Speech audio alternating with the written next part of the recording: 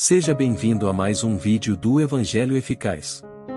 Antes de continuar, deixa um like nesse vídeo e inscreva-se no canal para continuar recebendo novos vídeos. Esses versículos que eu li, eles fazem parte da explicação que o apóstolo Paulo está dando à igreja de Roma, na carta que ele escreve, a respeito do estado em que a humanidade vive. O propósito de Paulo é convencer a igreja de Roma que é necessário pregar o evangelho aos pagãos, aos gentios, aqueles que estão longe, que nunca ouviram o evangelho. E Paulo tem em mente especialmente a região da Espanha, onde Cristo ainda não havia sido anunciado. Obviamente, muita gente já naquela época poderia pensar que, uma vez que as pessoas nunca ouviram falar de Cristo, ou nunca ouviram a lei de Deus, nunca tiveram contato com a revelação que Deus fez na Bíblia, essas pessoas estariam inocentes no dia do juízo, porque em que base Deus haveria de julgá-las ou condená-las? Elas nunca ouviram falar de Jesus, elas não conhecem a lei de Moisés. Seria Deus justo em condenar essas pessoas, o indígena que vive longe da civilização cristã, ou os povos que vivem em regiões como os desertos, os berberes, ou o povo que vive nos polos, povo inalcançado ainda, que nunca ouviu ou teve contato com a civilização? Em que base Deus vai julgar esse pessoal, uma vez que esse pessoal não tem o conhecimento do Evangelho e nem ainda do Antigo Testamento, da lei de Moisés? Então, uma vez que nós entramos por esse pensamento de que o desconhecimento do Evangelho e o desconhecimento da lei de Deus deixa as pessoas inocentes, então nós ficamos pensando qual é a base então para a tarefa missionária da igreja.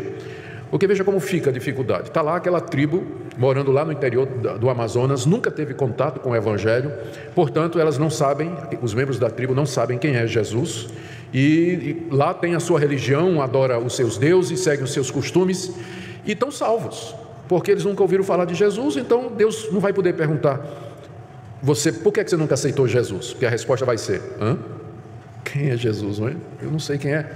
Então, agora, eles estão lá, morrendo e indo para o céu, e chega o missionário, e o missionário prega Jesus.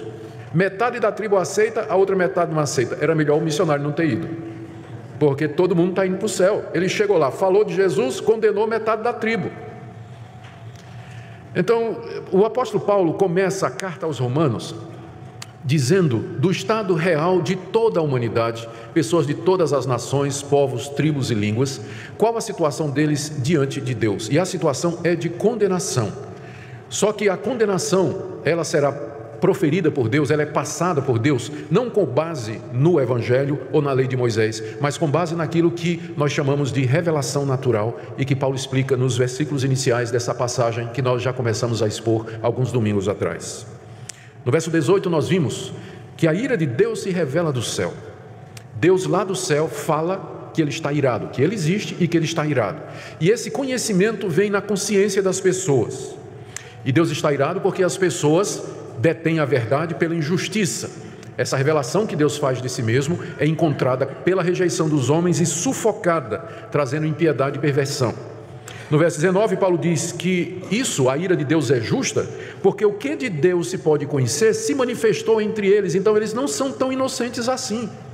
Deus se revelou na consciência deles. Eles sabem lá no íntimo do coração de que existe alguém maior do que eles, um ser superior a eles, e que esse ser superior, ele está irado pela maneira como os homens se comportam. E no verso 20, Paulo vai mais além e diz que além desse conhecimento de Deus na consciência, existe também o conhecimento de Deus na natureza. O verso 20 diz que os atributos invisíveis de Deus, as qualidades invisíveis de Deus, elas se tornam visíveis por meio das coisas que foram criadas. A natureza diz que Deus existe, que Ele é poderoso, que Ele é eterno e que Ele é distinto da sua criação. Por isso, Paulo termina o verso 20 dizendo: estes homens são indesculpáveis. No dia do juízo, eles não vão poder apresentar a ignorância como sendo a base da sua inocência, porque Deus vai dizer: eu não estou lhe julgando porque você rejeitou Jesus, eu estou lhe condenando porque você sabia que eu existia, você sabia que eu sou santo, você sabia que eu sou eterno, que eu sou todo-poderoso, que eu criei todas as coisas, que eu tenho um código do que é certo e do que é errado, mas o que é que você fez? Você suprimiu essa verdade. Você rejeitou o meu conhecimento na sua consciência, e o conhecimento que vem através da análise e da contemplação da natureza, que desde o início da criação do mundo fala com clareza que existe um Deus. Essa é a razão pela qual Paulo quer ir pregar o evangelho na Espanha, porque os espanhóis estavam perdidos, e não só os espanhóis, mas todo mundo pagão. Há séculos, estas pessoas vêm morrendo e indo para o inferno. E não há injustiça em Deus, porque elas rejeitam em seus corações a verdade de Deus exposta na sua consciência e na natureza que brilha ao nosso redor. Por isso que missões é tão urgente e tão importante. Do verso 21 até o verso 23, que foi a passagem que eu li, o apóstolo Paulo explica esse processo de rejeição.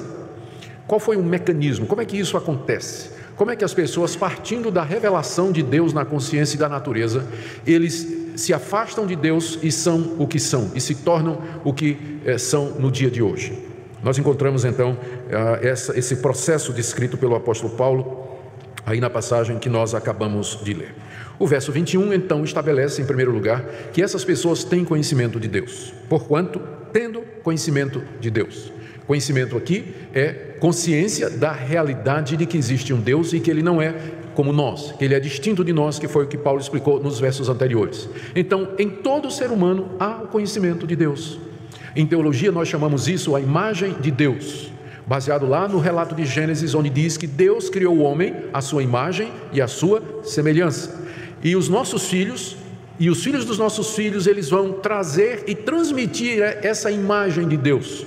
A humanidade foi feita à imagem e semelhança de Deus. Então, todo ser humano que vem a esse mundo, ele já traz o conhecimento e a semente de Deus no seu coração. O ateísmo, o virar as costas para Deus, o ignorar Deus e fazer de conta que Ele não existe, não é natural. É o resultado deliberado, é uma decisão deliberada que a pessoa toma de ignorar as evidências claras na sua consciência e na natureza de que existe um Deus.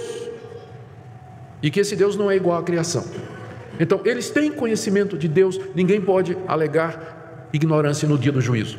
Nem eles e nem nós, muito menos nós, que recebemos, além da revelação na consciência e na criação, a revelação especial de Deus, onde Ele, com muito mais clareza do que na criação, Ele diz quem Ele é, quem nós somos, por que nós somos assim, e Ele apresenta o convite e nos chama para nos reconciliarmos com Ele mediante o Seu Filho Jesus Cristo.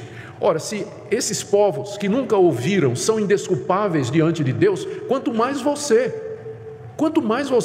que além da revelação na consciência e da criação, ainda tem o privilégio de ter recebido a revelação especial, nasceu num lar cristão, foi educado desde cedo no conhecimento da verdade, então o julgamento será ainda mais severo para aqueles que tiveram mais luz e tiveram mais conhecimento de Deus. Mas o ponto é esse: todos têm conhecimento de Deus.